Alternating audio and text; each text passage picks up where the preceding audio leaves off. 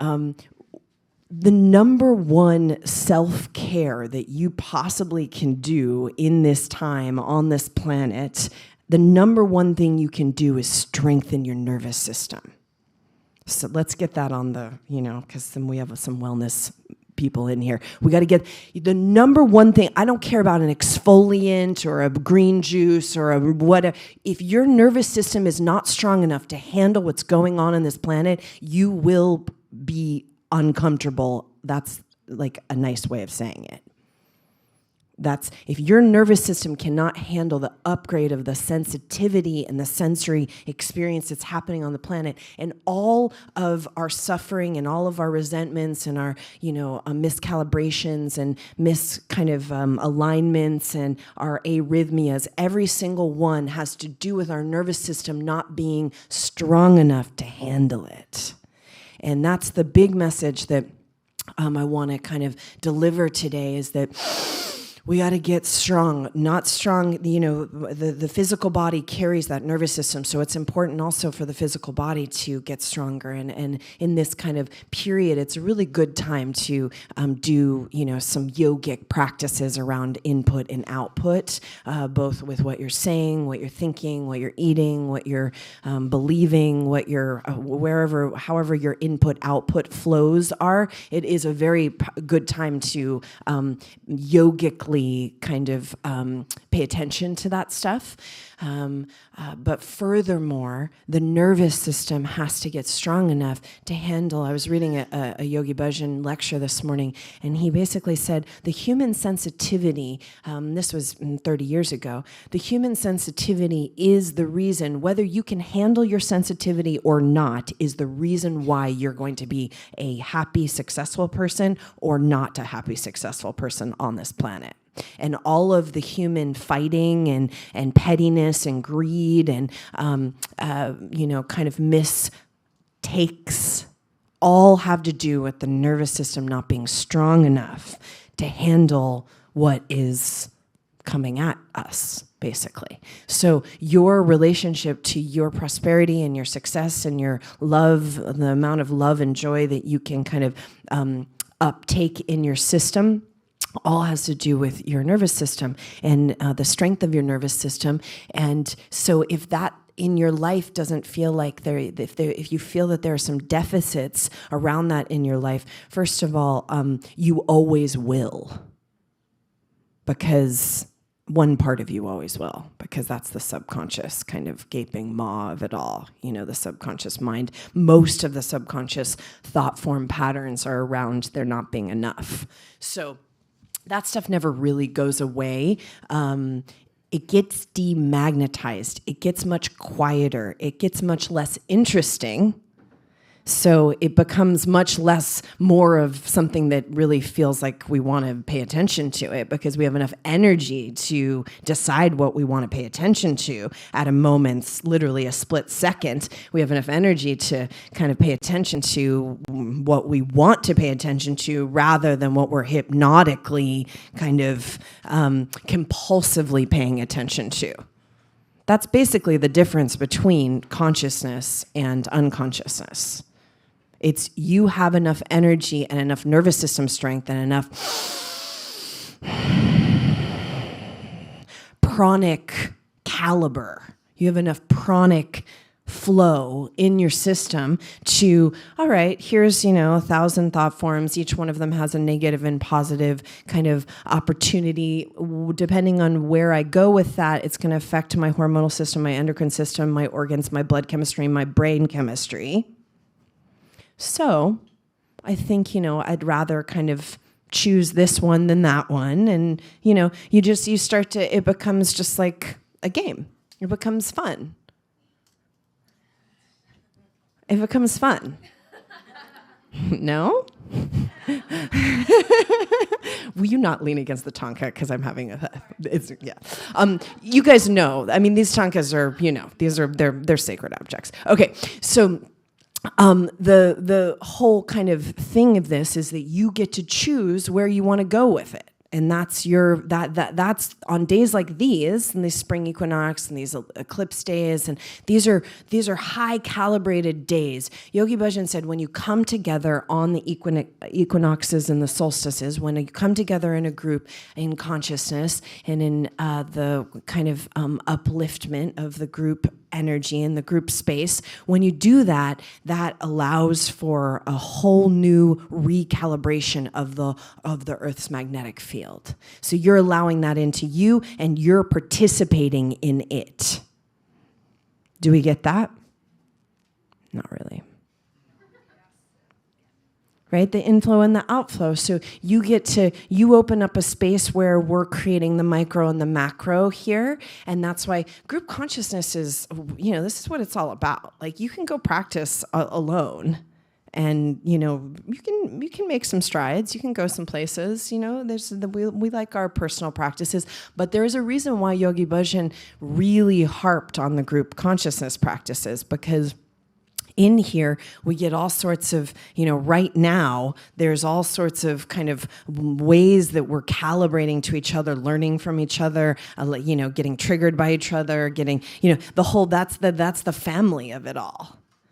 And because of what's happening in religion and in the religious kind of thing that happened in the Piscean Age, everyone is looking for a place where they can have true nourishment. And that's why these kind of spiritual centers are becoming the Starbucks of the Aquarian Age. And it will continue to do so. Now, the only way that places like this can, hold the calibration of why all of you are here this morning and why you feel better when you walk in the door. And Liv Chudden was telling me that, all week long, like more than ever, people have been like coming to the door and just kind of opening the door and being like, I don't know, feels so good. And like putting their, that just, they don't even, it's like they don't want to do yoga or meditate. I mean, they don't, it's just that the whole kind of space is calibrated in a certain way. And the reason that even exists and how that exists is that we're, in a group way, we're making a decision to start to create new patterns of enlightened society. And that's something we all crave. That's something we all really deeply desire. And so these old kind of habits of competitiveness and, weird kind of Piscean greed and corruptness and all this kind of stuff, all that stuff, it will, we're just at the very beginning of it, it has to redesign and reorganize. But part of our personal contribution to this refiguring of all levels of society is that we have to go after that stuff in ourselves with great kind of vigor. We have to go after that stuff in ourselves. And so group consciousness allows for an opportunity for that stuff to come to the surface in a way that it's more apparent. So we get that this isn't necessarily like, we're not here to like make friends necessarily. Now, you could, and we encourage it. But if the group consciousness is actually a place where we're throwing the shark bait of the subconscious, because you have to get close to people, and somebody's breathing heavy, and somebody looked at you weird, and whatever. And of course, we don't even start with like me. Did she cuss? What did she say? The whole thing. And so the group consciousness is like the chart. We're bringing it up to the surface so it becomes more apparent to you in some way, so that then it becomes more workable. Because if it's a slippery fish, it's much harder to see and work with it. But if it comes to the surface and you can really kind of get a hold of its tail, that's an opportunity to get busy with it. And like I said, the teacher trainers yesterday, the leaders of the Aquarian Age are the people who are pure in some way, or they don't do this or don't do that, or there's some sort of spiritual self-righteousness or spirit, any like that. Nothing like that. The leaders are the people who have found some way out of the forest of their own suffering. And they followed the breadcrumbs of their soul in some way through their intuitive connection to all there is. And as each one of us do that, we then create a map just through our presence for someone else to feel like it's possible to get out of the woods of their own suffering. And that's it. That's it. So wherever you're placed in the kind of whole game of it all, because it's really quite a game, wherever you're placed in the game of it all, that's in this moment your assignment for this kind of, okay, I actually co-created this learning ship. Was anybody in class when I read that quote from Yogi Bhajan? We've been teasing everybody about chemtrails all week. Don't worry, we don't remember anything. That's good. It's like a smoke machine, but we have just like a chemtrail machine back here, so you don't remember anything. So you just keep coming back, and I can give you the same lecture again and again. But it's the co-creating of the learning ship. Is a paraphrase, but he used those words: co-creating learning ship. Learning ship. What's the learning ship? This is the learning ship. And our lives are the learning ship. And so all we're doing, and especially on days like this where we get a really, a very prime opportunity, is we're just getting an extra impulse of energy so we can get a hold of the ship and maneuver it in a little bit more of an adult way. Because this has nothing to do with chronology. I'm not using adult in a chronological way. I'm just using it in the way of spiritual adulthood. So we get a kind of a hold of the thing, and we get to kind of maneuver it in an adult way. So whatever you're experiencing in your life, you're co-creating for your learning ship, so that you can have a bigger experience of something. I mean, we don't know what it is, depending on your particular, so the dying and the living and the love and the loss and the failure and the success of it all is all just, you're co-creating this little learning ship situation. And then you get to see, we're kind of like a hippie college, because you get to grade your own paper. Okay, you get to see how good you're gonna do, and then that creates grit and caliber in you. So the moment you feel, because all you got every night is to go to bed feeling like you made a little progress from the day before. That's all you have. And if you actually spend a moment doing that at night, like, all right, something happened and I was able to maneuver the ship in a little bit of a better way today. That's all we're looking for. Now, you can make some big quantum leaps right now, and we're interested in that. I would really, let's see what we can do this morning to, warp speed, the learning ship. Scotty, we need warp speed. But we're just ultimately, we're looking for that. And I was reading this amazing lecture Yogi Bhajan did. He called it "Making the Impossible Possible." And he said that the whole thing is that you're just, you're connecting to, through your practice, you're connecting to an energy, field that's going to allow you to do the impossible and make it possible. That's lineage. That's the pulse of the teachings from the master to the student, from the teacher to the student, from then how that goes. But the great kind of assignment is, how do we make the impossible possible? And so every day you're just, chipping away at it.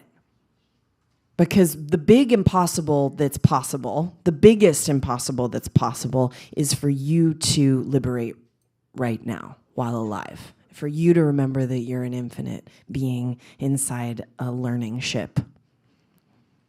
And it's really quite almost impossible that you exist inside this small of a learning ship. You really had to it's like it's like a Pringles, I mean, you just there's so much of you and you're getting, some amount of you is being shoved into this learning ship, this little learning ship. And so we're just looking for ways that we're looking for the Waze app.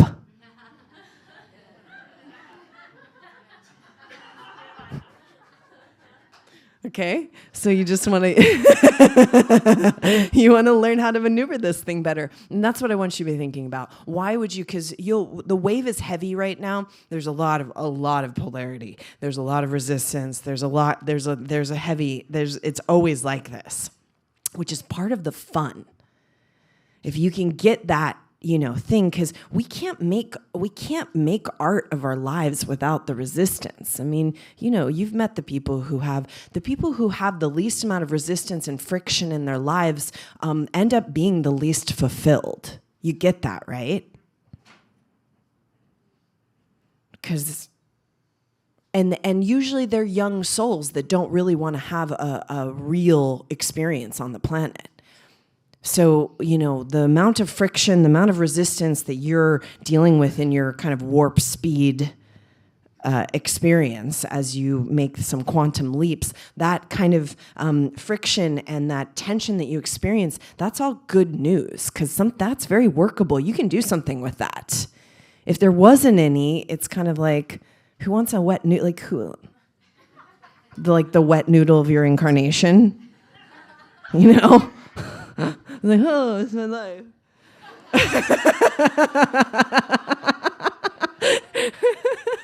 The ramen noodle of your incarnation. No, we need some tension.